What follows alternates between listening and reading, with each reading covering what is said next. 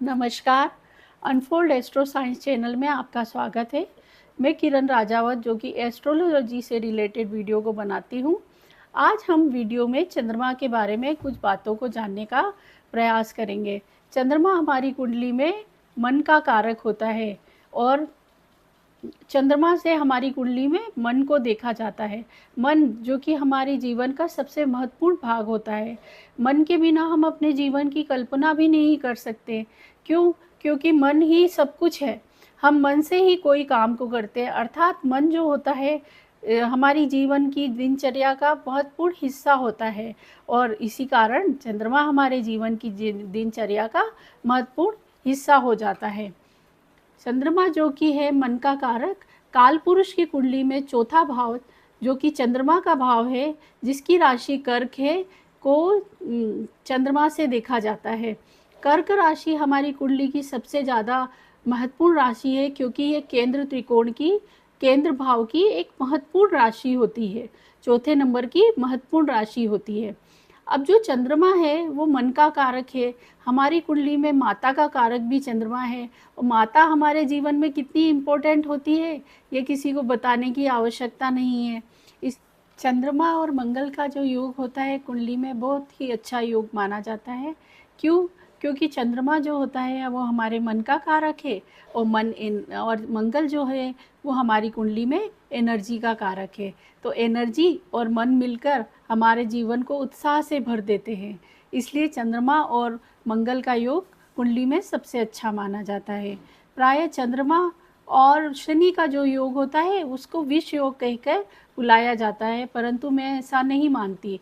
मेरे विचार से चंद्रमा और शनि का जो योग होता है वो विष योग नहीं हो सकता। क्यों? क्योंकि वैदिक एस्ट्रोलॉजी में ये कहा जाता है कि जो नक्षत्र विज्ञान जो होता है उसके अंतर्गत कर्क राशि में पुष्य नक्षत्र पड़ता है, जो कि शनि का नक्षत्र है, और मकर राशि जो कि शनि की उच्च राशि, शनि की सबसे अधिक प्रभावशाली राशि है, उसके अंदर श्रवण नक्षत्र पड़ता है। और आप समझ ही गए कि श्रवण नक्षत्र और पुष्य नक्षत्र कितने योग कारक नक्षत्र हैं।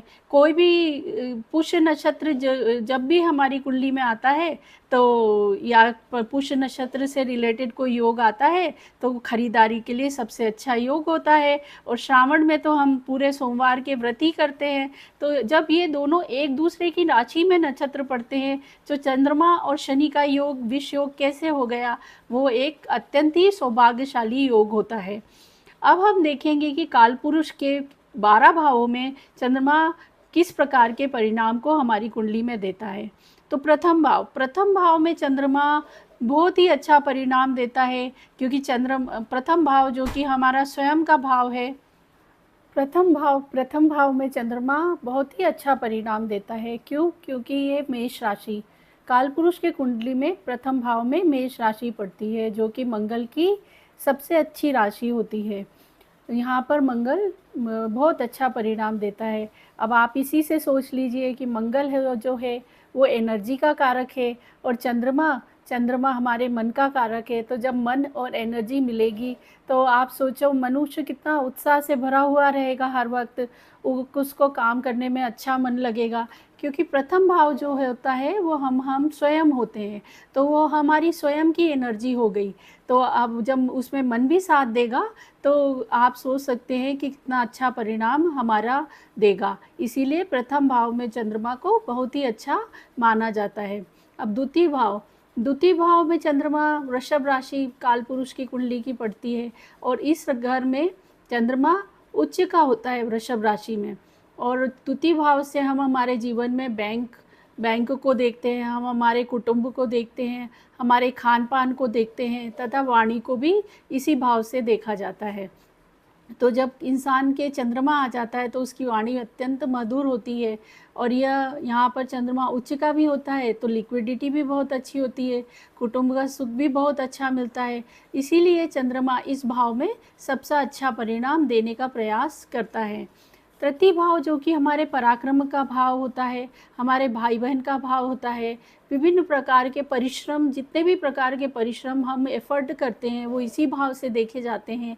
तो इस भाव में चंद्रमा बहुत ही अच्छे परिणाम प्रदान करने की कोशिश तो करता है, परंतु यहाँ पर चंद्रमा थोड़ा कमज़ोर सा हो जाता है और वो उतने अच्छे परिणाम प्रदान नहीं कर पाता जितना कि दूसरे भाव में करता है। चौथा भाव जो कि कर्क राशि, जो कि चंद्रमा का स्वयं का भाव है, यहाँ पर अगर किसी व्यक्ति की कुंडली में चंद्रमा आ जाता है तो वो भावुक होता है। भावुक इन द सेंस वो किसी भी चीज़ को बहुत इमोशनली सोचता है। क्यों? क्योंकि चंद्रमा का यह स्वयं का घर होता है। अगर किसी की कुंडली में यहाँ पर चंद्रमा आ जाता है तो उसको गाड़ी का सुख, वाहन का सुख बहुत अच्छा मिलता है, समाज में उसकी बहुत अच्छी इज्जत होती है, क्योंकि इस भाव से शिक्षा को भी देखा जाता है। अर्थात अगर किसी व्यक्ति के यहाँ पर चंद्रमा आ जाता है तो उसकी शिक्षा का जो स्तर होता है वो बहुत ही उच्च कोटि का होता है। प्रारंभिक शिक्षा को प्राय चौथे भाव से ही देखा जाता है। पांचवा भाव जो कि सुख, हमारे पूर्व पुण्य का भाव होता है, इस भाव में जब चंद्रमा आता है तो वह हमारे मौज मस्ती और विभिन्न प्रकार की चीज़ों में वृद्धि कर देता है। जैसे कि उच्च शिक्षा यहाँ से अच्छी मिलती है, क्योंकि उच्च शिक्षा जो होती है वो 9th और 5th से भी देखी जाती है। बहुत सी कुंडलियों में 5th से भी उच्च शिक्षा को देखा जाता है, तो हमारी शिक्षा में वृद्धि कर देता है। अगर कोई वैवाहिक है तो उसको संतान का सुख बहुत अच्छा मिलता है। विवाह में 7वें घर का, ये 5वां जो घर होता है वो गेन हाउस होता है, तो विवाह का सुख भी बहुत अच्छा प्राप्त होता है। अर्थात 5वें भाव में आया हुआ चंद्रमा सूर्य के घर में आकर थोड़ा कमज़ोर तो हो जाता है, क्योंकि सूर्य के घर में आकर चंद्रमा थोड़ा प्रभावहीन हो जाता है, क्योंकि आप जानते हैं सूर्य तो सबसे अधिक प्रभाव देने वाला ग्रह होता है। तो सूर्य के घर में आके चंद्रमा थोड़ा प्रभावहीन तो हो जाता है, परंतु जो हमारे दैनिक जीवन यापन से संबंधित जितने भी प्रकार के सामान हैं या हमारे दैनिक जीवन यापन में प्रयोग में आने वाले जितने भी प्रकार के वो चीज़ें होती हैं उनको देने के लिए चंद्रमा यहाँ पर बहुत ही उपयुक्त होता है। छठा भाव जो कि रोग ऋण रिपु का भाव होता है, शत्रुओं का भाव होता है। यहाँ से कई प्रकार की बीमारियों को भी देखा जाता है। यहाँ पर चंद्रमा थोड़ा कमज़ोर तो नहीं होता है, चंद्रमा कमज़ोर हो जाता है। क्यों? क्योंकि ये 6, 8, 12 जिनको कि त्रिक भाव कहा जाता है, यहाँ पर कोई भी सौम्य ग्रह आ जाते हैं तो वो अच्छा परिणाम प्रदान नहीं करते। अर्थात यहाँ पर चंद्रमा आने पर इंसान को कभी कभी मानसिक विकृति या मानसिक बीमारी होने का भी प्रभाव पड़ता है, अतः यहाँ पर चंद्रमा अच्छा नहीं माना जाता। 7वें भाव में चंद्रमा अगर आ जाता है तो वो हमारे सीधे लग्न को देखता है, तो लग्न को देखने से हमारा जीवन बहुत ही अच्छा हो जाता है। हमको अत्यधिक अच्छे अच्छे सुखों की प्राप्ति होती है और हमारा जीवन प्रेम से अर्थात हमारे पार्टनर के साथ बहुत अच्छे से बीतता है। आठवां भाव वृश्चिक राशि कालपुरुष की कुंडली की होती है। 8वें भाव में चंद्रमा को अच्छा नहीं माना जाता। क्यों अच्छा नहीं माना जाता? क्योंकि वृश्चिक जो राशि होती है तो कालपुरुष के 8वें घर की राशि होती है और इसमें चंद्रमा नीच का हो जाता है, इसीलिए यहाँ पर आए हुए चंद्रमा को अच्छा नहीं माना जाता। ये हमारे जो मृत्यु भाव है इसका भी भाव है, आयु का भी भाव है, इससे हमारी आयु पर प्रभाव पड़ने की संभावना रहती है। भाग्य भाव में आया हुआ चंद्रमा अत्यंत प्रभावशाली होता है, ये हमारे भाग्य की वृद्धि कर देता है, भाग्य को बढ़ा देता है।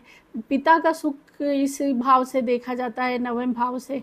अगर चंद्रमा यहाँ पर आ जाता है तो वो पिता के सुख में वृद्धि कर देता है और चंद्रमा यहाँ से हमको अत्यधिक सौभाग्य प्रदान करने का भी प्रयास करता है। अर्थात यहाँ पर आए हुए चंद्रमा को बहुत अच्छा माना जाता है।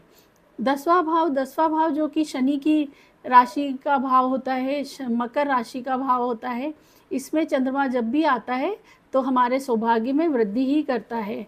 चंद्रमा यहाँ पर थोड़ा हमको मतलब मानसिक परेशानी तो देता है, क्योंकि ये कर्म का भाव है और अगर हमारा कर्म के भाव में मन आ जाता है तो मन हमको थोड़ा प्रभावित तो करता है। क्यों? क्योंकि मन में अगर अगर शनि हमारे कुंडली में अच्छी तरीके से प्लेस्ड नहीं है तो मन कर्म करने में उतना अधिक मन नहीं लगेगा और विभिन्न प्रकार की परेशानियों का सामना हमें करना पड़ सकता है। 11वां भाव हमारे भाग्य का भाव होता है, गेन का भाव होता है। यहाँ से हम हर प्रकार के गेन को देखते हैं। यहाँ पर आया हुआ चंद्रमा हर तरह से अच्छा फल ही प्रदान करता है। यहाँ पे आए हुए चंद्रमा को मैंने कभी भी बुरा फल प्रदान करते हुए नहीं देखा। 12वां भाव जो कि हमारे व्यय का भाव होता है, अगर चंद्रमा यहाँ आ जाएगा तो व्यक्ति हद से अधिक व्यय करने वाला हो जाता है, उसकी सैया सुख में थोड़ी कमी आ जाती है, क्योंकि चंद्रमा के लिए ये त्रिक भाव है। त्रिक भाव में आया हुआ चंद्रमा अच्छे फल प्रदान नहीं करता, इसीलिए यहाँ पे आया हुआ चंद्रमा थोड़े अच्छे फल प्रदान नहीं करता। यह तो हुआ 12 भाव में चंद्रमा का परिणाम। और अगर आप इससे संबंधित, चंद्रमा से संबंधित और कोई भी विभिन्न प्रकार की बातों को जानना चाहते हैं तो आप मुझे कमेंट बॉक्स में इससे रिलेटेड प्रश्नों को लिखिए। मैं आपके प्रश्नों का उत्तर देने का तथा उससे संबंधित कुछ वीडियो बनाने का प्रयास करूंगी। अगर आपको हमारा वीडियो अच्छा लगता है तो प्लीज़ लाइक एंड सब्सक्राइब ज़रूर कीजिए। अब मुझे इजाज़त दीजिए। नमस्कार।